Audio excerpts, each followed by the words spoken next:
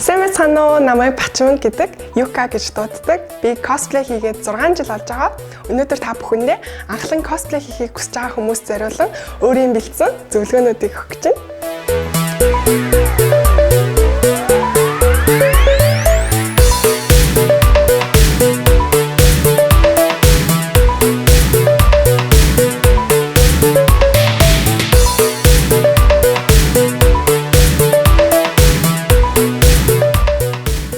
Cosplay гэж юу болох талаар ярьцгаая.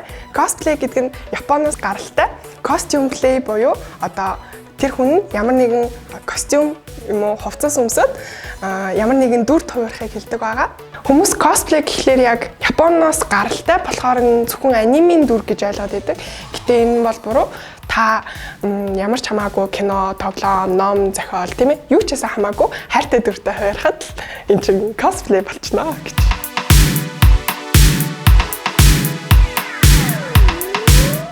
Cosplay хийхэд бол та заавал мэргэжлийн хүн байх шаардлагагүй. Та интернетээс одоо тухайн дүрийнхаа хувцсыг яаж хийхийг хайчиж олно тий. Ийм үсийг ханаас авах ч юм уу, нүүр бодлын ч гэсэн яаж хийхийг ямар ч хамаагүй сайтаас хайгаад тэр мэдээллийг бол авчиж олно. Миний хувьд cosplay хийж эхлэхдээ яадаг вэ гэхлээр хамгийн түрүүнд дүрээ сонгоцсон, тэгээ ямархуу хувцтай гэдгийг хараад иймэрхүү материалууд орох юм байна да гэд барагцаалаад бүс барааны дэлгүүрээс даавнуудаа сонгож аваад тэгээд ажил дээр очиод очдог.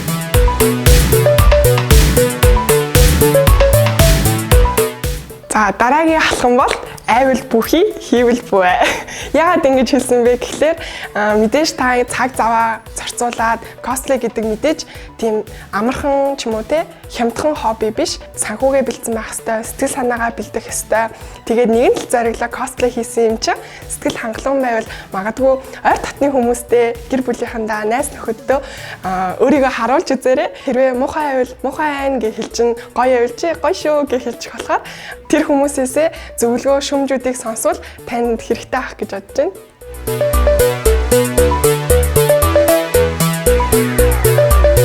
Анх cosplay хийж эхэлж байхдаа айгуу шантардаг байсан. Би ингээ гоё харагдахгүй байна гэл.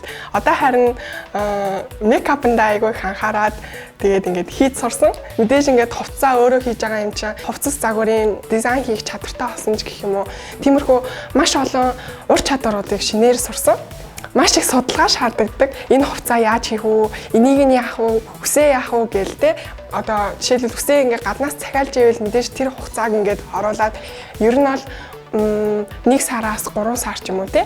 Төстэй хувцас байвал арай хэлбэр болоод бүр 7 хоногийн дотор ч юм уу хийх cosplay зөндөө байдаг.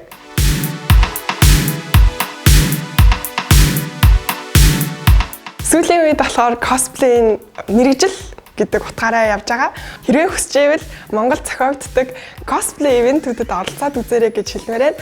Монголд Япон Pop, Animax-ийн Comic Con, өөр бусад янз бүрийн ивентүүд зохиогддог улирал болгоно.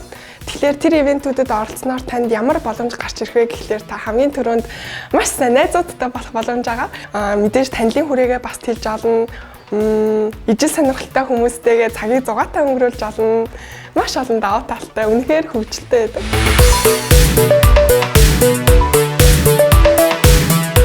Та cosplay хийж байгаа хүмүүсийн биеинд хүрж болохгүй, зургийг нь магадгүй те эвгүй өнцгөөс зөвшөөрөлгүй авах ч юм уу. Тиймэрхүү үйлдэлүүдийг огтхон хийж болохгүй.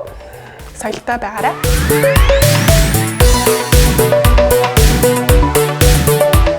Хүмүүс cosplay жилдээ нэг удаа те Halloween-ийн үеэр ч юм уу хийдэг зүйл гэж боддог. Гэтэ үгүй. Та хүсвэл өдөр болгоныг Halloween шиг cosplay хийгээд өнгөрүүлэх боломжтой.